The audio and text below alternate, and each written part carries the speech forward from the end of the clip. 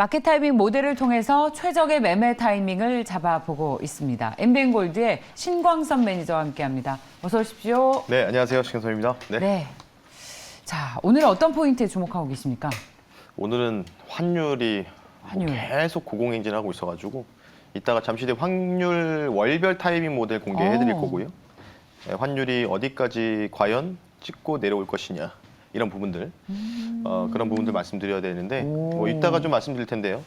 일단 포인트를요. 결국 환율과 연동된 거는 미국 달러 지수고 미국 달러 지수 대비해서 과연 연준의 정책의 향방에 따라서 이 달러 지수에 대한 상승이 멈추느냐를 우리가 좀 주목해야 되지 않겠습니까? 그래서 이제 최근에 이제 뉴스 포인트들을 좀 짚어드릴 텐데 화면 보면서 말씀드리겠습니다. 미국 연준 위원 중에서 미네소타 연준 총재죠. 예. 좀 발음이 좀 이게 좀 주의해야 되는데 카슈칼이라는 사람이 있는데 이거 보시면은 아래쪽에 약간 민머리의 분이 이분입니다. 이분인데 이분이 트위터를 지금 팔로우 한 20만 명 있거든요. 트위터에다가 그 연준 잭슨홀 미팅 그 하고 파월 연준 의장이 발언 이후에 뭐라고 얘기했냐면 여기 보시면 뭐 해피 투 시더 뭐 이렇게 나오고 있죠. 나는 주식 시장을 보면서 굉장히 행복하다? 예, 행복했다, 기뻤다. 좀 나빴죠. 근데 이제 이분이 얘기했던 발언의 주요 요지가 뭐냐면 우측에 이제 번역본이 있는데 잭슨홀 파월 연설이 어떻게 받아들였는지 이 주식시장을 보고 정말 기뻤습니다. 사람들은 이제 우리의 인플레이션, 기대 인플레이션을 2%를 맞추는 목표에 대해서 이제 이해를 했을 겁니다라고 한 거죠. 이분도 사실 상당한 매파적인 분입니다. 그러니까 매파적이라고 제가 표현하기보다는 인플레를 무조건 잡겠다. 이런 의지가 강력한 분 중에 하나인데 이분 역시 마찬가지로 투표권을 가지고 있죠. 예. 어쨌든 지금 계속해서 파월 연준 의장이라든지 연준 총재들은 인터뷰에서 2%의 물가 상승을 인플레이션을 낮추겠다는 의지. 근데 사실 지금 지난번에 8.5% 나오지 않았습니까? 9.1에서 8.5% 나왔기 때문에 시장이 환호해 있었던 거고 이제 인플레가 피크아웃을 찍었다. 이게 반영이 이제 선반영이 된 거죠. 그러면서 시장이 상승이 나왔고.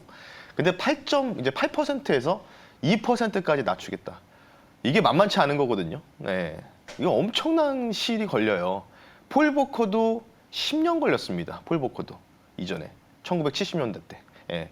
그렇게 그러니까 이전에 이제 쉽게 얘기해서 인플레이션이 15%대였는데 폴 보커 당시에는 20%까지 기준금리 인상했었거든요. 그래서 그때 당시에 여러분 기억나시겠지만 기억나요? 저는 1970년대. 저는 그때 태어나기 전이라서. 네. 근데 그때 이제 아마 아시겠지만 그때 노동의 가치죠. 월급을 받으면 봉급을 받으면 은행에다가 저금만 해도 뭐 그때 물론 이제 그렇죠. 그렇지만 70년대 아니겠습니까? 근데 이제 예대금리가 그때 당시 20% 넘었었으니까요. 그때는 1980년대에도 맞아요. 예금만 하면 10% 넘는 금리가 줄 때가 있었어요. 그게 폴 보커가 만들어준 거예요, 사실. 어찌 보면. 네, 그런 부분들을 좀 보시면 좋을 것 같고. 그러면 과연 연준이 이 타겟 목표에 대한 기준금리가 3.7에서 4%인데 올해 말이나 내년 초죠. 다음 한번 보겠습니다. 블룸버그에서 발췌한 내용인데요.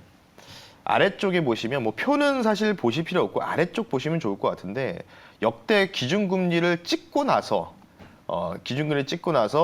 금리를 이제 인하할 때까지 얼마나 걸렸냐 이 통계를 내는 건데 지금 아래쪽부터가 이제 과거죠. 1989년도에는 3개월 걸렸고요. 기준금리 인하하는데 95년도 때는 5개월, 97년도 때 18개월 걸렸고요. 2000년대 7개월, 2006년 때 14개월, 그리고 18년도 때는 7개월 걸렸습니다. 그래서 이에 대한 이제 과거 데이터를 이제 백테스팅을 해가지고 평균치를 내보니까 기준금리가 어느 정도 연준에서 바라는 목표치에 도달하고 나서 기준금리 인하를 언제 평균값으로 도출해 보니까 9.5개월이 나온다는 거죠. 일수로는 기준금리를 인상을 다 끝내고 나서 금리 인하까지가 바로 283일 뒤에 이루어졌다. 예, 9개월이거든요. 그러면은 긴축을 계속 회수를 하고 다 끝내놓은 상황에서 9개월 뒤. 그러면 주식시장에서는 통상 우리가 6개월 선행지표라고 하지 않습니까? 빠르게 좀 반영된다. 그래도 3개월 뒤라는 거겠죠. 9 빼기 6 하면요. 그렇게 결과를 도출할 수 있기 때문에 그런 부분들을 좀 보시면 좋을 것 같다. 그래서 계속 만만치 않은 시장이라고 말씀드리는 거예요. 이 시장 자체가. 왜냐면 이전 20년도에 코로나 팬데믹 때 정말 역대급의 유동성을 풀었고 거기에다가 이제 TRA라고 해가지고 이제 뭐 미국 당자 계좌, 재무 당자 계좌 계정 관리하는 부분에서도 채권들 이제 풀어주면서 어떻게 됐죠? 계속해서 또 재난지원금도 계속해서 주별, 뭐 행정부별, 뭐 계속 이렇게 뿌려댔지 않습니까, 미국이? 엄청난 유동성인데 그 유동성이 얼마나 되느냐? 보시면 다음과 같습니다. 다음 한번 보겠습니다. 네. 뭐 아까도 이제 일부에서 우리 박지원 아나운서분이 연준 긴축 2배 관련 레포트를 얘기했는데 거기서 그대로 발췌한 내용들을 좀 설명해 드릴 텐데 9월 1일 날 드디어 스타트가 됩니다. 매월 950억 달러. 근데 여기서 플러스 알파까지도 적용될 수 있다. 지금 밸런스 차트인데 보시면 20년도 코로나 팬데믹 당시부터 여기 지금 제가 화살표로 이렇게 좀 그어놨잖아요. 이렇게 늘었어요.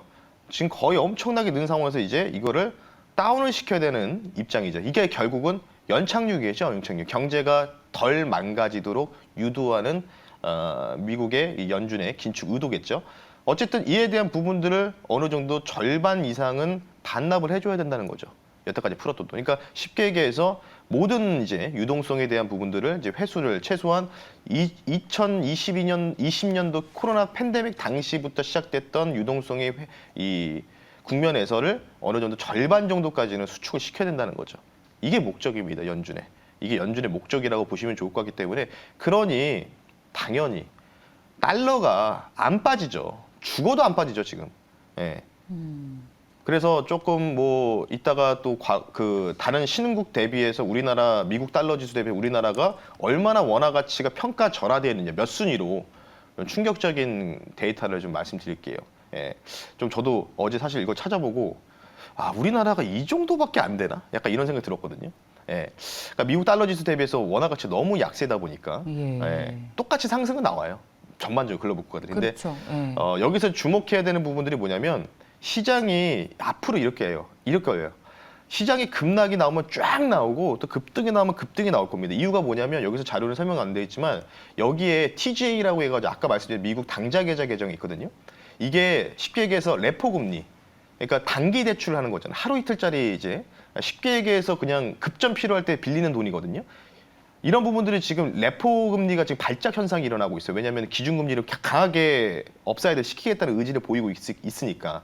그러니까 회사들 입장에서는 우리가 유동성 있는 현금을 이쪽에다 좀 넣어놓고 레포 금리 저렴받아서 이자를 좀 받자. 근데 그 레포 금리를 통해서 뭘 하느냐? 또 다른 운용사들이 그걸 통해서 대출을 받아가지고 주식시장에 들어올 수도 있는 거죠.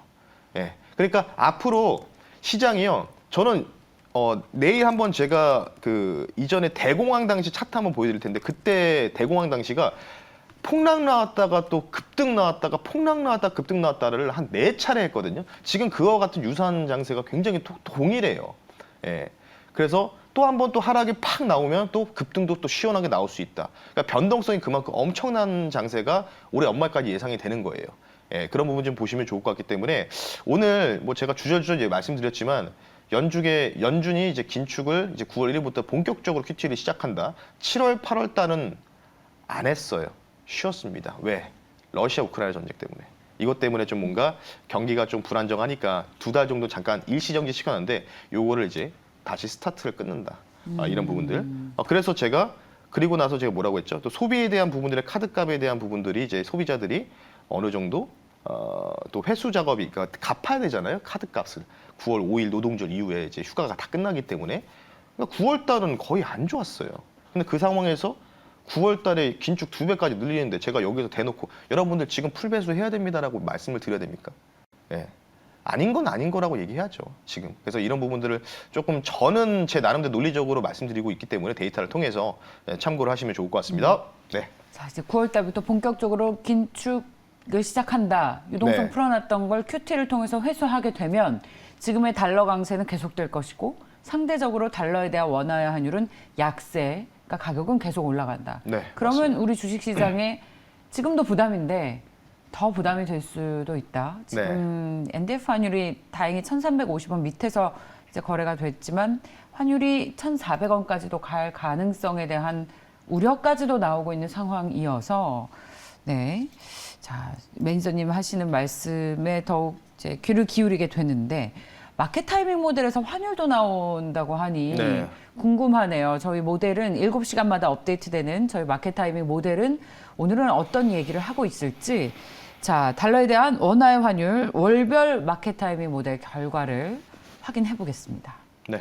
처음이죠. 환율 네. 모델은 9월 달에 9월 달에 패닉 강도가 70% 변동성 확대 가능성이 있고 10월 달이면 이제 방향성이 나오겠네요. 네. 방향 강도 50, 패닉 강도 50%입니다. 그러니까 9월은 전통적으로 주식 시장도 안 좋았고 주식 시장에서 투자를 아주 적극적으로 할 시기는 확실히 아닌 것 같습니다. 네, 일단은 패닉 강도에 대해 다시 한번 설명드리면 예.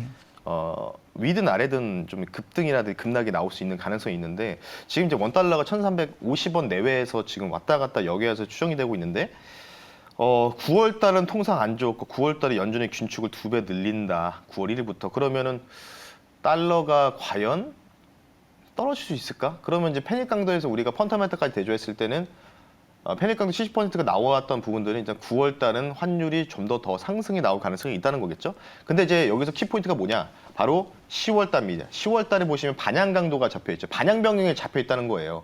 그 상황에서 패닉 강도가 잡혀 있다는 거는 10월 달에 일시적으로 환율이 또 급락이 나올 수도 있는 가능성이 있다는 거거든요. 그럼 우리가 좀 봤을 때, 그러면 원달러 환율이 올라가면은 시장은 안 좋은 거고, 원달러 환율이 좀 하향 안정화되면은 시장은 좋은 거니까 우리가 추산해 봤을 때는 뭐냐면, 9월 달은 조금 우리가 보수적으로 바라보는 시각을 가져가야 되고, 그럼 10월 달에 굉장히 좋은 기회가 나올 수 있다는 거겠죠. 만약 10월 달에 반향 변경에 따라서 환율이 어느 정도 고공행진하는 부분이 꺾이는 모습이 나오는 게 10월이라는 거거든요.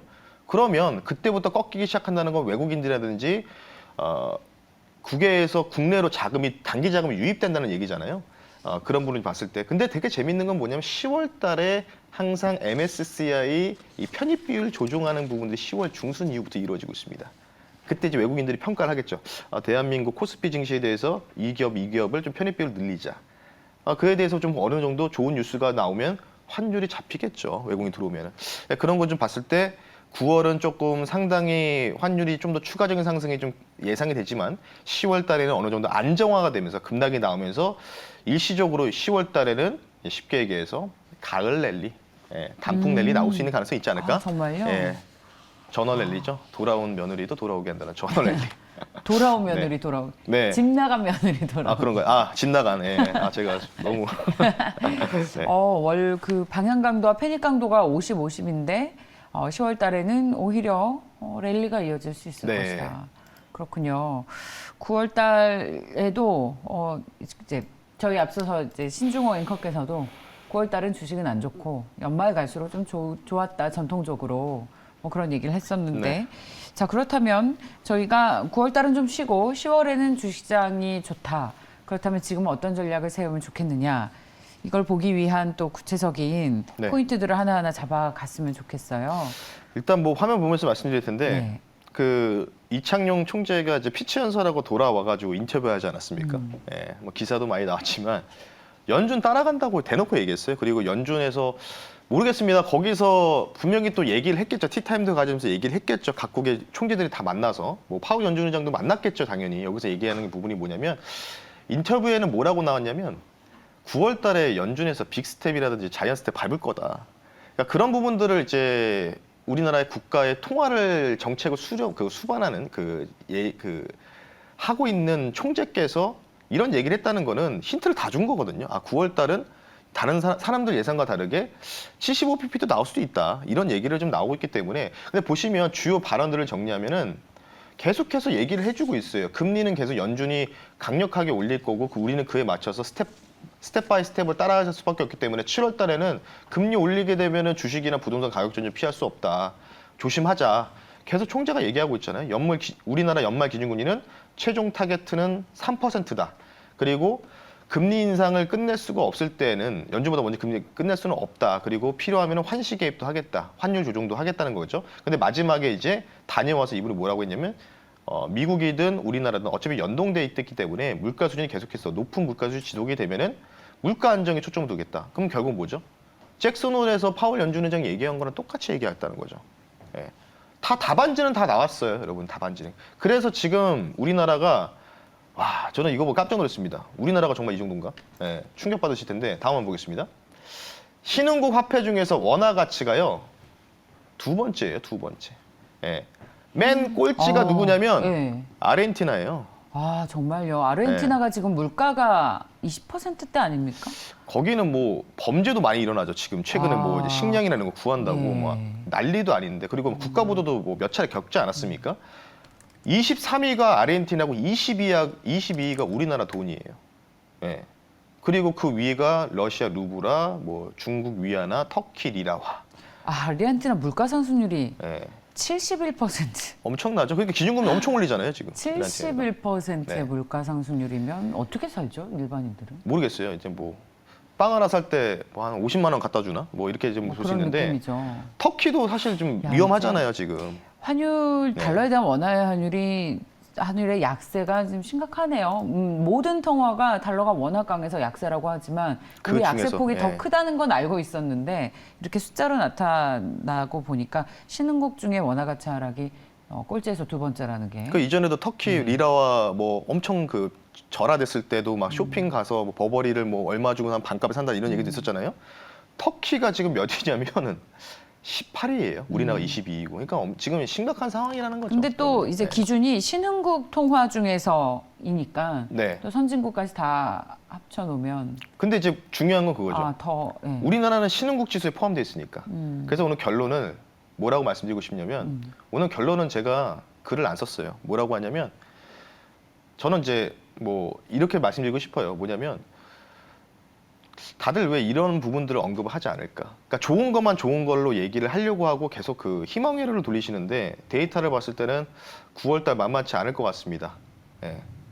달러 보면서. 예. 그래서 이 결론을 도달해 봤으니까요. 여러분들이 투자 판단에 꼭 참고를 하셨으면 좋겠습니다. 네. 저희가 이럴 때 주식을 지금 팔고 좀 기다려야 되는지 아니면은 뭐 그냥 가져가면 좋을지에 대한 얘기도 했었는데 앞서서는 지금 주식을 팔면은 아예 주식시장에서 기회를 놓치는 거니까 가져가야 된다라는 네. 얘기도 잠시 했었습니다.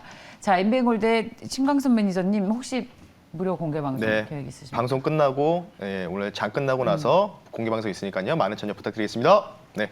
MBN골드 신광선 매니저였습니다. 고맙습니다. 네, 감사합니다.